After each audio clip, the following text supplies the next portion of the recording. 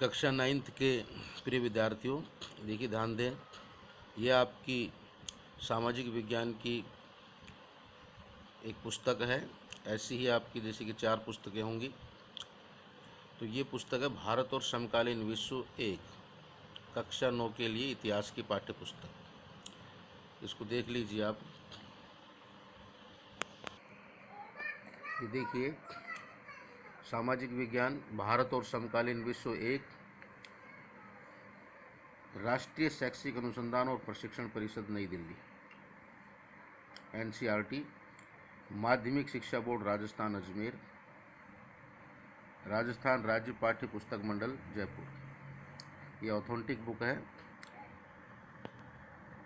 ये इसके पीछे के साइड है, इसको देखिए। तो देखिए खंड फर्स्ट। तो खंड फर्स्ट के अंदर आप देखिए, इसमें हम फ्रांस की क्रांति, रूसी क्रांति, नात्सीवाद के उदय का इतिहास पढ़ेंगे। तो सबसे पहले देखिए फ्रांस की क्रांति, फ्रांसीसी क्रांति। तो देखिए 14 जुलाई 1789 की सुबह पेरिस नगर में आतंक का माहौल था। यह आप पहले से जानते हैं, फ्रांस की राजधानी पेरिस है। सम्राट ने सेना को शहर में घुसने का आदेश दे दिया था। जब देखिए उस समय राजाओं का शासन था, सम्राटों का शासन था, कोई चुनी हुई सरकारें नहीं थी, लोकतांत्रिक सरकारें नहीं थी, जनता के द्वारा चुनी की कोई सरकारें काम नहीं कर रही थी। उस समय राजाओं का शासन था। जैसा कि पढ़ा कि सम्राट ने सेना को शहर में घुसने का आदेश दे दिया था, और यह अफवाह थी कि वह सेना को नागरिकों पर गोलियां चलाने का आदेश देने वाला है। सम्राट लगभग 7,000 मर्द और औरतें टाउन हॉल के सामने एकत्र हुए और उन्होंने एक जन सेना का गठन करने का निर्णय किया। यानी कि उनको ये आशंका थी कि सम्राट नागरिकों पर गोलियां चलाने का आदेश दे सकता है। तो 7,000 महिला और पुरुष एकत्रित हुए टाउन हॉल में और उन्होंने अपनी एक जन सेना के गठन का निर्णय किया। हथियारों की खोज में वे बहुत से सरकारी भवनों का जबरन प्रवेश कर गए, यानी कि हथियारों की खोज के लिए। आखिर अंततः सैकड़ों लोगों का एक समूह पेरिस नगर के पूर्वी भाग की ओर चल पड़ा और बास्तिल किले की जेल को तोड़ डाला। जो बास्तिल किला था पेरिस के अंदर, वहाँ पर उस किले की जो जेल थी उसको तोड़ दिया, जहाँ भारी मात्रा में गोला बारूद मिलने की संभावना थी।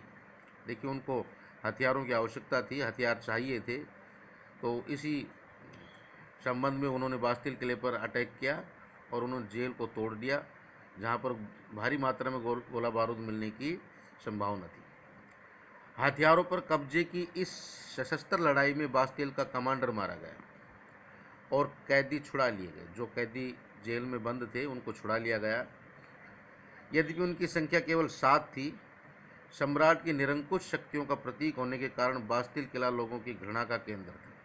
जो सम्राट था वो निरंकुश था, वो मनमाने तरीके से शासन कर रहा था, और ये जो शासन का जो प्रतीक था ये बास्तिल किला था। इसलिए लोग इससे घृणा करते थे पहले से ही, इसलिए इस किले को ढा दिया गया और उसके अवशेष बाजार में उन लोगों को बेच दिए गए जो इस ध्वंस को बतौर स्मृति चिन्ह संजोना चाहते थे। यानी कि भविष्य के लिए यादगार के तौर पर इसको जो अवशेष थे किले के उनको संजो कर रखना चाहते थे जो लोग, उनको ये उसके किले के अवशेष उनको बेच दिए गए। इस घटना के बाद कई दिनों तक पेरिस और देश के देहाती क्षेत्रों में कई और संघर्ष हुए।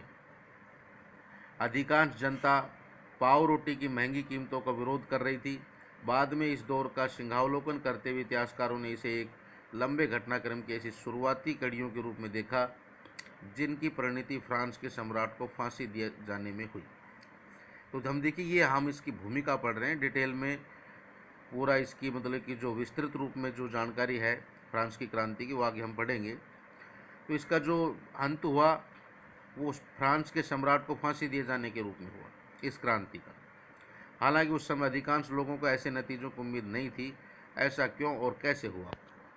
देखिए चित्र में जैसे कि दर्शा रखा है, ये बास्तील का किला है। ये क्रांति के प्रतीक है, जहाँ पर जन समुदाय क्रांति कर रहा है। देखिए बास्तील का ध्वंस। बास्तील ध्वंस के बाद चित्रकारों ने इस घटना की याद में कई चित्र बनाए हैं। तो देखिए 18वीं सदी के उत्तरार्ध में फ्रांसीसी समाज, इसके बारे में हम देखते हैं। सन 1774 में बुर्बो राजवंश का लुई 16वां राजवंश बुर्बो था, उसका जो लुई 16वां था फ्रांस की राजगद्दी पर आसीन हुआ, राजगद्दी पर बैठा सम्राट बना।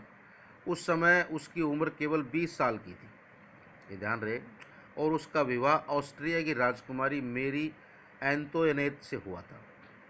राज्यारोहण के समय उसने राजकोष खाली पाया।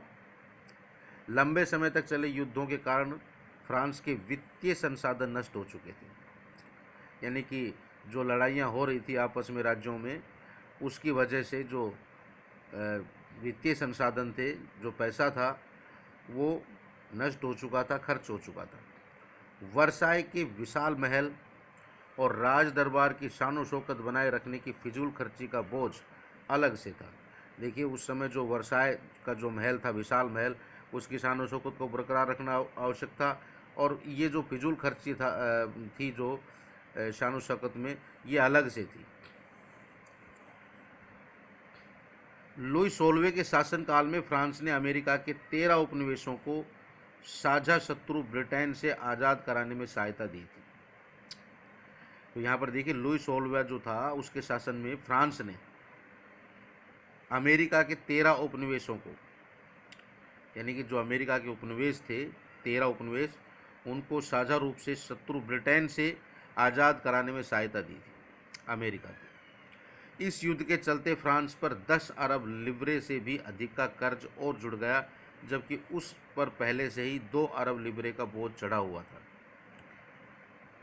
ये लिब्रे उनकी मुद्रा थी फ्रांस की।